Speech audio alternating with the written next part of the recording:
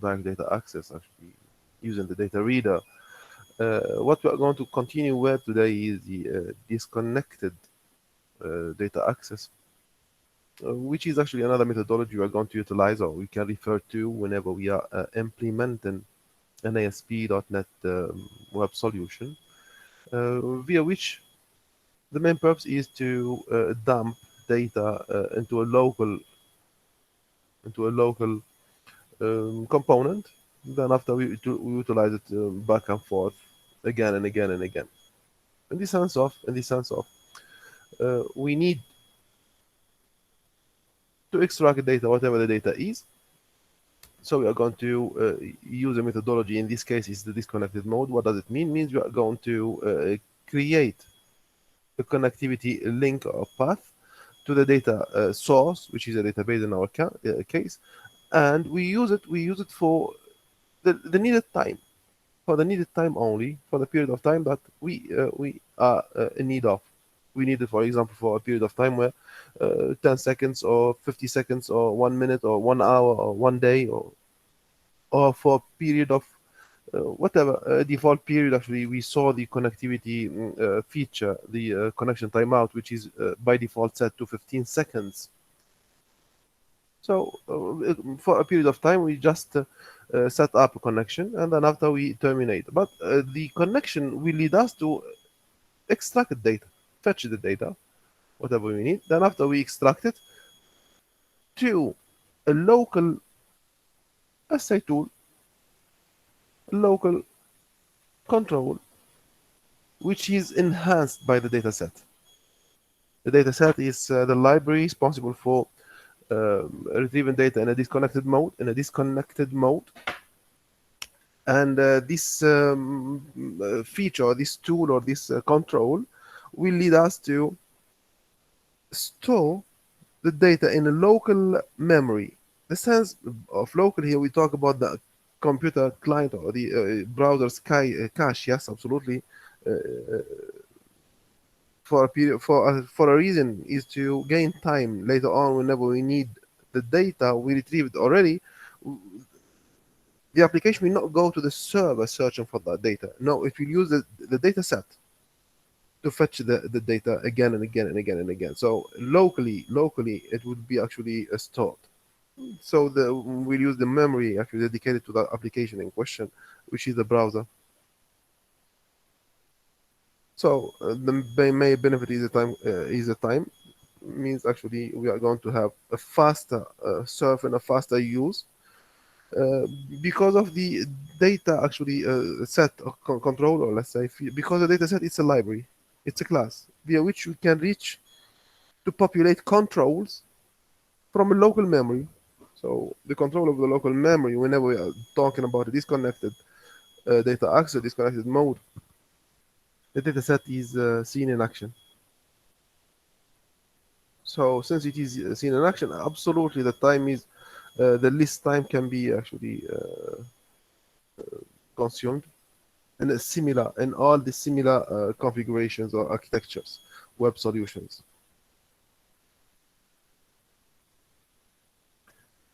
Any questions here, please? Are you able to digest what I just said now, what we saw as the first definition regarding the disconnected data access?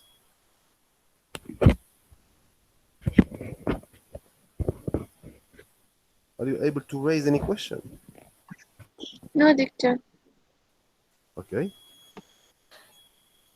I appreciate that. Still in the same context, remember that we are going to deal with a data set to populate a local control. We saw the controls in the chapter number 1 when we talked about the SPX solutions. The example here we're taking is the grid view, which is actually sort of a table that can be utilized to populate data from an entity from inside the database or the data store in background or whatever. This grid view actually can hold all what the dataset has as data. It is a much more easier way to populate this grid view using the data stored already in a dataset. The dataset holds the data binded using the Adobe.NET from the back end, from the database or whatever. This approach here is much more fruitful, and it's actually a more straightforward solution. Why? Because in so many cases, uh, user applications, the applications users, they need to go back and forth between the application data. They have to surf from the first till the next, from the last to the previous, and so on. So they want to go from a data to the next, let's say, available data. They have to go back and forth again and again and again and again, in the sense of they need the data again to be displayed again and again and again, displayed, hidden, displayed, hidden, displayed, hidden, and so on. So in this scenario, if it is not set with a disconnected mode, it would be actually set with a connected mode like we defined last class. So thus, at every step the user requests the data again, the application will request the data from the source, which is from the server, which is more time consuming.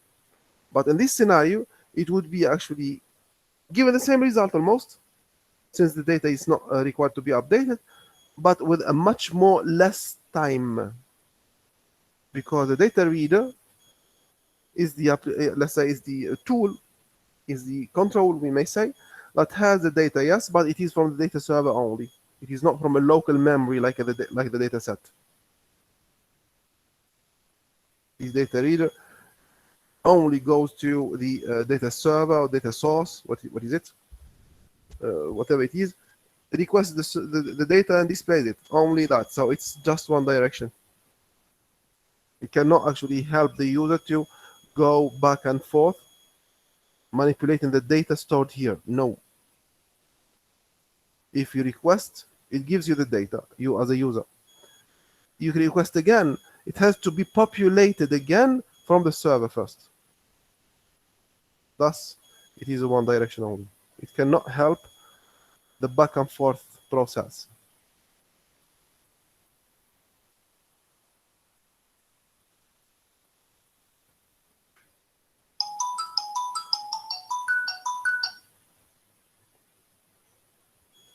In this regard, actually the example of the grid view, it is not the unique control you can deal with, in the sense of whatever we use as a control, it would be actually populated with the data from an entity, from a background, and using the dataset technology, or the dataset actually solution. So it is not it's only a good example because it holds a multi-value representation, the grid view.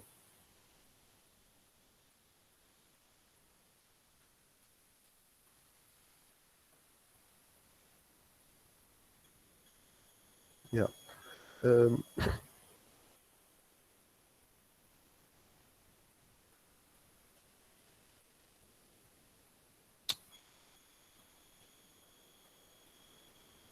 So here now, it is sort of a conclusion here.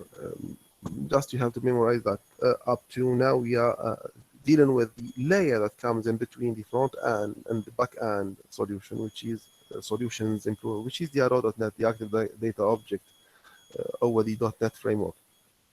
What we saw so far is a connected mode, disconnected mode, or actually in another word, we're talking about direct access or indirect access to the data resources. Technologies enhancing such saying are the data reader, which is a one word, or the data set, it's one word.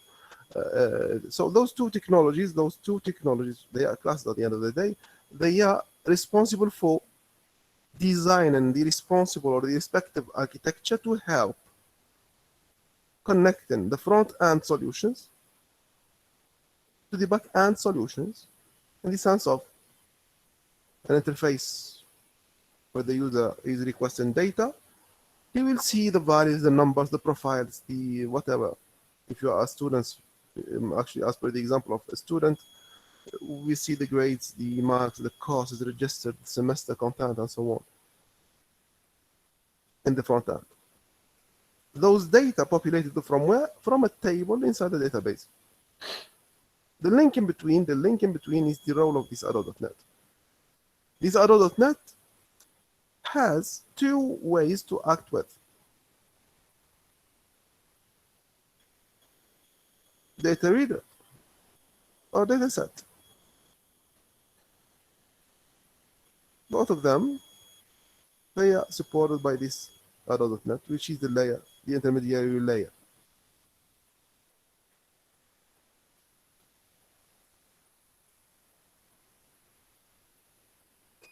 So for this reason only, the way how they act, now we are going to discuss. So now this is a sort of a conclusion, yes, because we are not seeing it for the first time.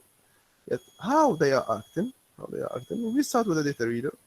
Remember that those two, they are actually sort of classes, means inside of them we can call methods. Through the data reader, we can call methods to execute different tasks.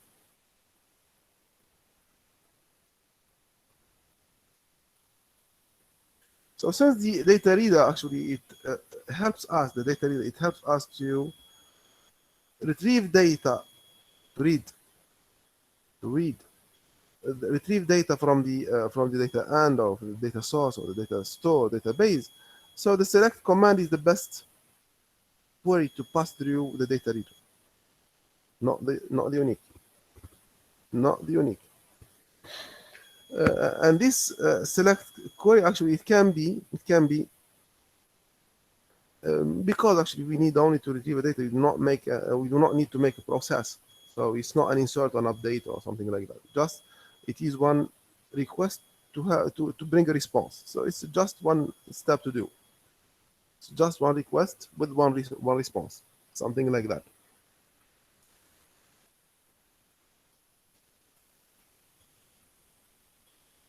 We are not going to create an object and we will use it again and again and again. No, we are going to immediately execute the data and we get a response. That's it. We execute the query and we get the response using this data reader. And due to the use of this data reader object, we will have an alive connectivity because it is the aspect here. We are having a connection with the database continuously until we explicitly terminate it. Otherwise, it is a continuous connection. It is remained alive. And this is a time consumer, and this is actually a resource consumer, the memory also. Data reader. Again, the second technology, which is the data set, it is a class again. Means here it is a class. It is a blueprint that holds methods inside that we can refer to in order to execute different tasks.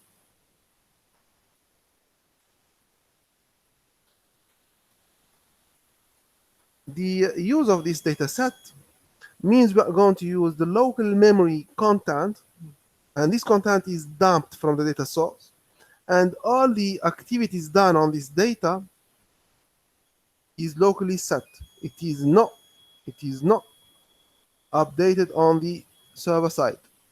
Means if you are making a solution using the data set, and the data set is used to manipulate data, if we make updates, for example, if we delete, if we add values or something like that, all the changes, they would be actually done on the data set itself, not on the data server or the database itself. No, it is on the data set only. Later on, there have to be actually a push up using the change script or something like that.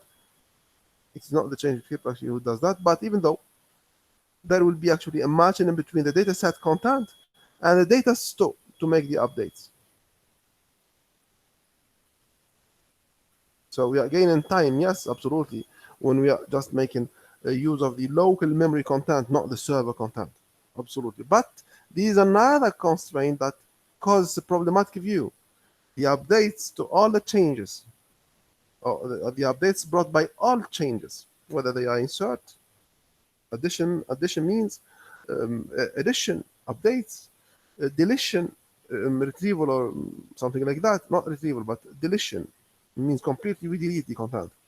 Yeah, and maybe all of them, they would be done on the dataset itself. And this is a problematic view because the data still is intact. We have to have a solution to apply those updates, let's say, from the data set to the back end, which is again a time consuming and a resource consuming process. In this point only, any questions, please?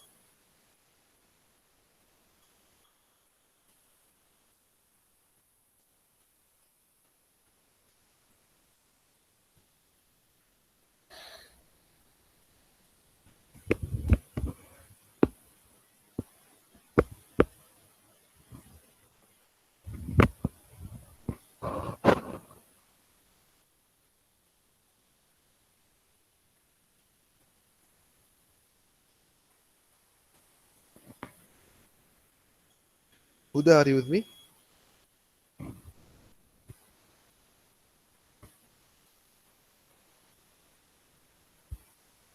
Dhikr, are you here? I'm here. Okay, great. So we continue. We can continue.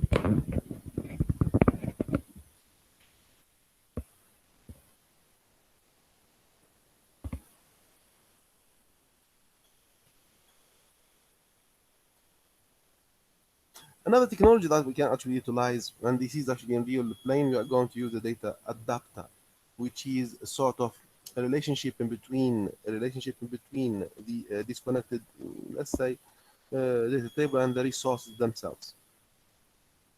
Data adapter, the data adapter. It helps us to go between the disconnected resources and the physical resources themselves, because we can populate using the data set, populate an object, and then after we are going to use the populated object, the data set. So how? Using a data adapter, something like that. So disconnected mode. Uh, the namespace SQL data adapter is capable of executing so many queries. Not only like it's not like the data reader, which needs us to use this select specifically. Why? Because it's just one direction. It's one forward. It's one way process. The delete is one process. Also, the select it might be requiring an outcome. The updates is another process like the delete. There is something to be happening on the data server and so on. So, data adapter and the SQL data adapter is the library responsible for executing that. Remember this now. We will see an example just now.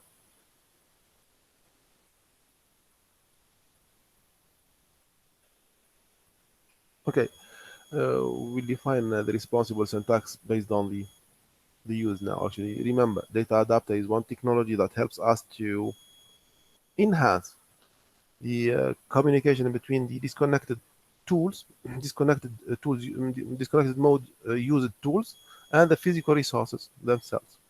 Means the table or the entities, the data store or the database itself. Let's take an example. We are going to generate a SQL data adapter. We are going to generate a SQL data adapter object, which we are going to use to fill the data into a control. So SQL data adapter is the we may say class or namespace, which is actually a class mainly, and it will give us the behavior of its constructor through an object that we are given a name, user defined. SDA SQL data adapter is a user defined here. The SDA is a user defined, and we are going to use this one actually for different purposes later on. Here we see an example just now.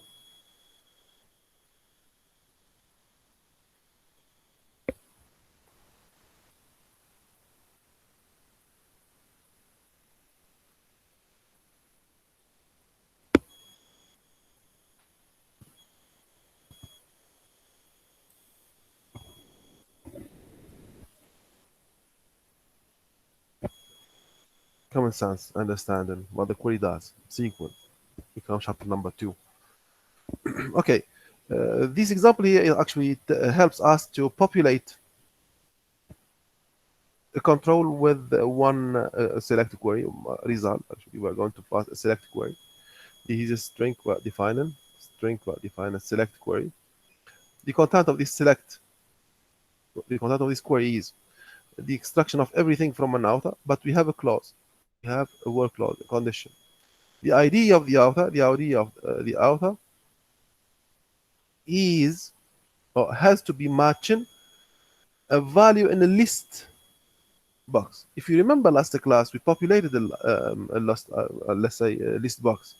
Let me come back one step before. Yeah, we populated this list outer here. This is the one. So now we have a list box already populated with data from a data source. Every value, or every scene value in the list view have a text, which is the name, and a value, which is the ID. The system recognizes the name by the ID, because we may have actually different names in the same system. The name duplicated many times, maybe, but the IDs none can be duplicated, because every student has his own ID, cannot be repeated 2 times, or every instructor has his own ID, and so on. This is referential integrity. Good. So here, this list is going to be utilized to read the value of the selected item. Once you select, you as a user, you select a username, a name from the list outer. That name would be passed to this ID to test actually any value in the database. So we're going to select his data, his profile fully from the outers. If his ID is matching what the user has selected. Okay, now we created this query. This query we are going to pass to the server based on a connection string already we defined, also the same connection we are defining, and this connection string we are going to store in a variable user defined con. Here con, this con here is user defined variable which we are going to store the connection string in. Good. Now we have a string, which is the query, and we have a connection a variable which is using the connection string we defined already. String and connection. What it remains now, the command, we declare that we are going to pass a command which is the string on top of the connection. The string on top of the connection. The string is select SQL. The connection is con.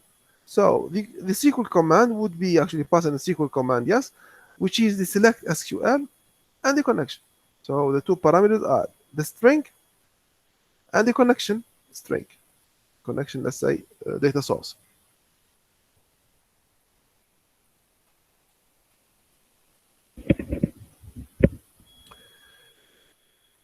We declare a reader because we are going to use to populate.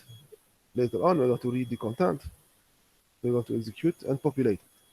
We start the connection and we populate this reader. We open the connection. This connection, we open it. This is an explicit startup. We populate the reader. How? By executing the reader. Execute reader. Select execute reader. We saw that there are 3 methods: execute scalar, execute non-reader, and execute reader. This method is the execute reader. We are going to use the select query to populate many values, many multi-star here. So execute reader on the command, which is this command here, and we are going to put the result in the reader, which is a SQL data reader, SQL data reader, SDA. So this reader would be populated with the result of this command here, which is this string on top of this connection. Now we have a reader that has data. Okay, let's read the content, and we are going to populate its data into a control. The content of this reader, what is it? It's what it comes from this outer, the select. So ID, yes. Name, yes. Last name, yes. Contact, maybe. Zip code, yes. So all what we are going to find, we are going to populate. So a text box what is the first one? Text box for the ID, another text box for the first name, another text box for the last name, and so on. So are you able to understand this block? This is simple annotation here. Text box nominated text ID, txt ID. Another text box given the name txt first name. Another text box given the name txt last name, and so on. So they are user defined names. But for what indicating this is the text, actually we are annotating the text box at the end of the day, no more or less. To string to match the text. To string, to string, to string, to string. So it's not new for us. We did all what we need in this block of statements here. We pass to what? We terminate. We terminate the use of this reader, because خلاص, we finalized all the data. We read all. Reader done. And then after, if we are going to do any action on top of those actually texts or something like that, otherwise we have to terminate the connection string. In this context here, this connectivity has been successfully passed. We do not need to bring any alert, error, or saying that disconnected or no data. No, we do not need, because everything has been read here successfully. So nothing to do, no message here, label. We are not going to bring any message. Just we terminate the connection. Small recovery. Small recap to refresh your mind again. We declared the string variable which we used to store the SQL query in of it. The SQL query is just simple select of everything, but it has a clause, the work clause. This work clause we are going to use, it is used to match the ID inside the authors, the ID of ID inside the authors, with the value of the author selected in the list box. Simple. The list box already defined earlier in another part. Then we declare a connection string, SQL connection, which is a SQL connection that this SQL connection will use the data source declared in the SQL connection last class. We declared it. Actually, it is earlier. We declared it earlier. This connection string.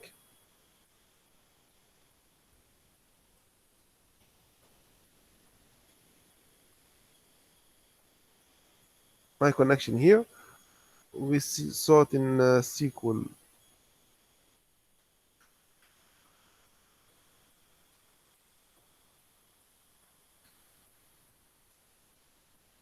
Here it is.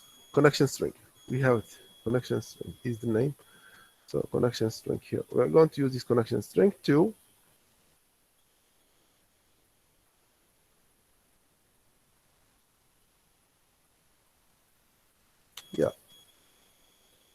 go beyond the use of this terminate the execution of this select. Right after we create the query, the command, not the query, we create the command, the query already created. So the command would be actually the same string mentioned here on top of this connection. Here it is, SQL command, the query, the string, and the connection con. Terminated. We have a command now. Now we just need to populate the result of this command. How? We generate a reader, data reader, and we open the connection. Then we execute. We generate an object from the reader, SQL data reader. We are going to read something. Through the opened connection, we execute. Reader equals the command itself dot execute reader. That's it. We read the content of this reader, this user-defined name dot read. Read this. It is a predefined method. Then all what we read here, reader, we will see the content: field ID, field of name, field, let's say last name, and so on. So all of them, they are fields in the database table, which is the authors. We are going to fill them in the text box each. ID in text box 1, which is the txt ID. First name in text box 2, which is txt first name, and so on. We finish the use of the reader right after actually we terminate the connectivity. Right after we terminate the connectivity.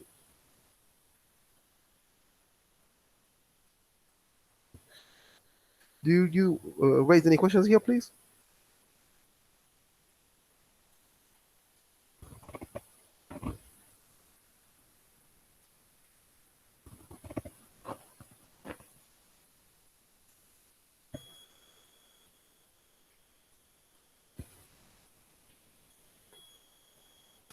Remember the examples of the queries we are taking here on the example we took last class for populating the list box. They are only titles of examples. Actually, the queries, they can get more and more complex, and because of this, only we need to enhance the security feature or the stability. We defined in chapter number 1 the scalability, the stability, and the more than one feature and security concerns. Security concern, yeah. So queries, they have to be actually built in a way that they are actually more trustful. They can give us more scalable and more trustworthy results. In the sense of, see the example here. See the example here. We are passing a query with word clause. We can say actually it's a parameterized command. The same way we are building it here, but in a different way. Here we are passing straightforward the test of value. The customer ID has to be this one, alpha key, whatever. It's a string in between single quotations. It's a string because it is mentioned in between two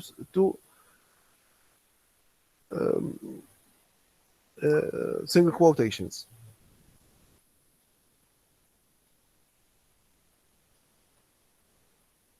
Yet, the second one, it is to give the same result. It is to give the same result, but this one uses a variable here to test the value of this variable with the field in the database. The field in the database is customer ID. Here also customer ID. Customer ID in the database, is it equal to alpha key value, this value here? Yes or no, it depends, we don't know. But the query tests here if the field in the database is matching this value. Otherwise, we are going to pass it this way. This field, the same field, is it matching this variable content? We are passing a variable content here. Actually, for a reason, actually, to make the representation more trustworthy in the sense, actually, you can control the content or the input of the users for a reason or another, because we may talk about injections and, let's say, malware injection or virus spreading or something like that. We may control the content of what the user passes. This is the first reason. The second reason is that we can make it more dynamic here. Here is static. We test only with this value, But here, no. What the user types, the system will pass it here. Means the same system can be utilized, or the same interface can be utilized by different users to display different profiles. Here we need only one ID. We are testing only with one unique ID.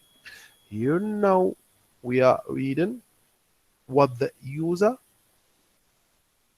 passes. And here we can understand that the EduWave, when we say that the interface where the username and password fields are, can be utilized by all of us, me, you, anybody, technical people or administrators or the chancellor office or whomever. And all of us, we can use the same fields to open our own interfaces. How? Because the username and password, they are going to be stored in a variable similar to this one and be passed to a query similar to this one. Whatever the value here, it would match. It is not static like here. No, it is dynamic. Are you able to understand here, please? Are you able to digest this presentation here, what we are seeing in front of us?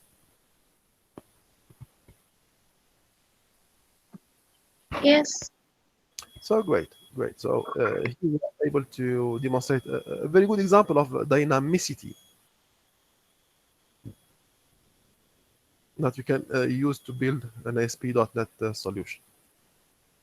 Great. this variable here, actually, from where we are going to get the value? I said from a text box, username and password, something like that.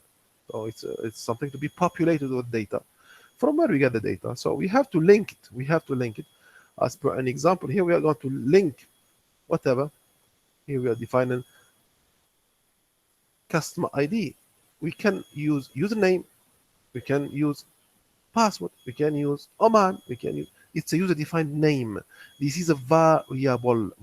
Like we say in C++, for example, we declare int A, int B, int C. What is the A and B? They are names we define. So the same way, here we are defining a variable. It's a user-defined. Later on, we have to populate it. How to populate it? In the example, we are needing the ID. Here we are using auth ID or something like that. So if reading the name, the first name, and so on. So those are variable names here. Those are not from the table. Those are variable names. Like here, we can declare another one. Right now. Here it is. That holds this one because we are going to put a value in this one. So yes, we have to give it a value. So the customer ID that would have actually from the customer ID here, from another text box. Let's say text box 3 or something. Text box. Let's say 3. Yeah, dot text, something like that. So it's user defined. It is not user defined. It is actually a field. This is a text box. This is control. This is a control that, let's say 3. Text box 3. This is a control that you are dragging and dropping from the toolbox in the Visual Studio.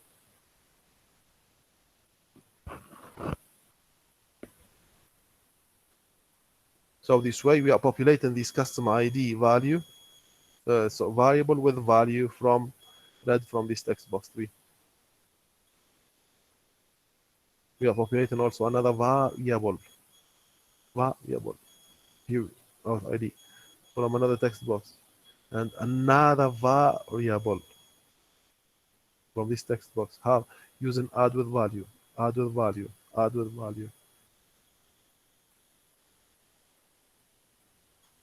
All is from the command we specified earlier.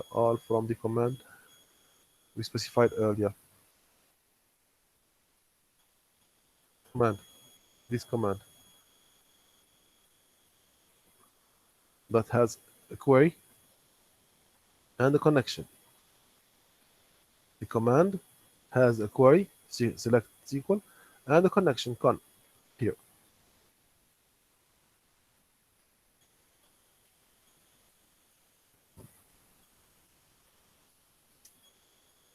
Is it clear?